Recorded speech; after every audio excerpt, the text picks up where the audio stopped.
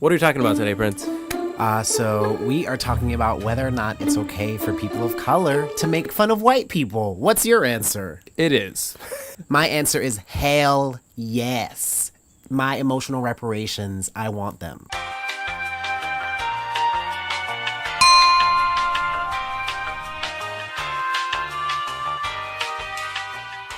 I guess to kind of start off this conversation, it kind of came about when we were driving back from St. Louis about a week ago, and you mentioned something that a previous partner had said to you, and it kind of got us into talking about what we're talking about today. A previous partner of mine, when we were dating, she pretty much told me that why I get along with so many people is that I'm white enough. It's a concept that I'm white enough that people are comfortable with me, which was kind of an offhand comment that I never really thought about until like it kind of hit me. At first I was like, huh, that's strange. But several months, a year down, I'm like, oh wow, like that was something deep and profound, that like some fear that she kind of like invoked that I never really thought about. Yeah.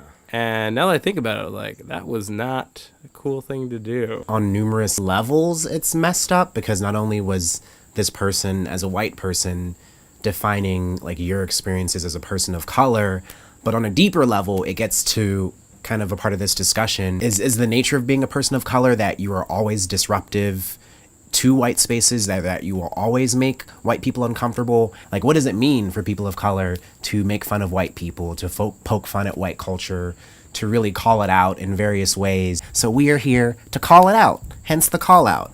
I mean, one most recent example, of course, was the Las Vegas shooting, which is, it's the most deadliest shooting that the U.S. has had in its history, and it only happened a week ago. And a biggest thing when white shooters come out and they slaughter dozens of people is they are labeled as lone wolves, as opposed to what people of color, when they go and do like slaughtering, they're labeled as terrorists, which is always the go-to. Why do we have this thing, if they're white, that they can't be terrorists? They're just people that have some like mental concerns. They're not affiliated with anything. They go out on this branch and they're seen as lone wolves. Yeah. I think of in terms of like what language is used against people of color. Like, people of color are degraded, dehumanized. Their cultures are appropriated all the time.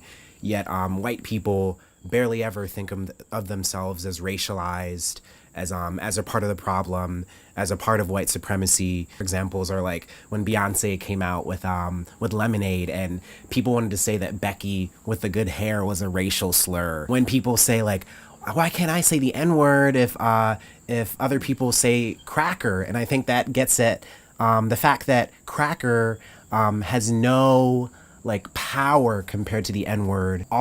All of these white artists and celebrities that are culturally appropriating Korean culture, black culture, like Miley Cyrus, Iggy Azalea, Katy Perry. Do I want to give you a longer list? When I think of that, I literally think cultural appropriation is like literally white people making fun of us. Here's a question that I think plenty of people will be asking in the comments is, but if you make fun of white people, that's racist.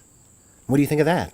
I think that is wrong. Color are taking advantage of white people, and they're the ones that are colonizing white colonies. That is not the world we live in. So technically, the system of racism is always white dominated. So you can't really be racist towards someone who's white. So that's not actually true. You can discriminate against white people, but you technically can't be racist towards them. So you got to be able to figure out the distinction between the two. And I think another part of this conversation is like, a lot of people are probably thinking like, what do you mean make fun of white people? Isn't it bad to make fun of anyone? Like, we're all human beings.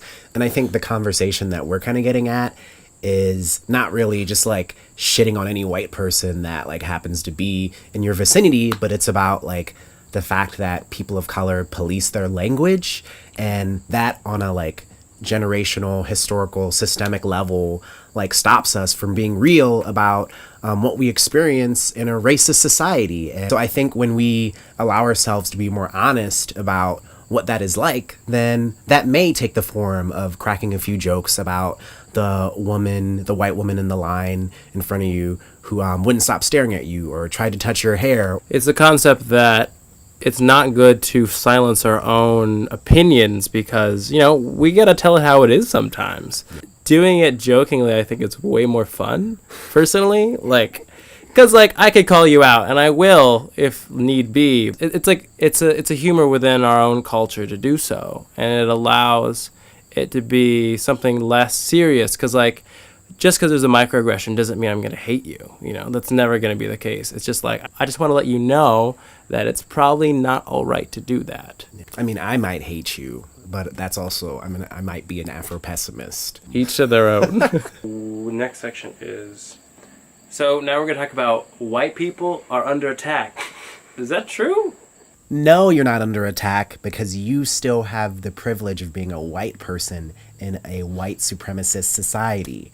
No, literally the answer is no. I think also something we just read is that plays into white fragility. The fact that people of color can never criticize anything that a white person does without white people crumbling, falling into a pile of tears. I mean, just look at my Facebook and see how many white people have come for me over the last year. Nah, you're not under attack.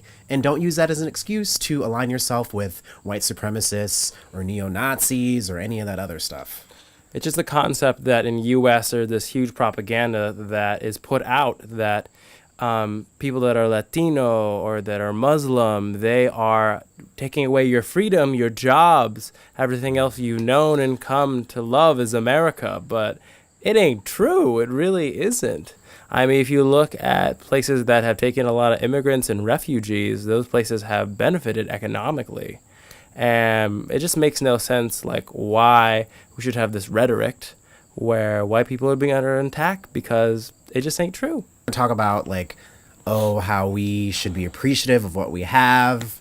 Basically, any reforms that have been made to fight for equality have been a drop in the bucket compared to the genocide and colonialism that white culture has done, basically every part of the globe. Under it, Donald Trump is president, you're not under attack. I mean, that gets back to the most recent thing with the NFL and Donald Trump calling them all out, and that they have to be appreciative of what this country has gave them. It's not like they gave it to them, it was their own work. Why do they have to appreciate white America for giving them things that, it was their own effort? Yeah. So thank you, Collin Kaepernick.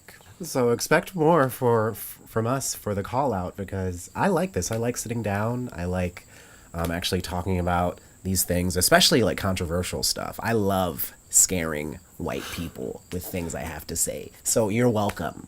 So guys, thank you for watching the call out. We're going to be doing more of these. Hope you liked this first video. If you have any video suggestions, feel free to put them in the comment section below. Send us direct message, whatever you want. And feel free to share and like this video. Yeah, share this video and ask other people that you know, is it okay for people of color to make fun of white people? Because I'm pretty sure you're going to get a lot of interesting answers. Yeah.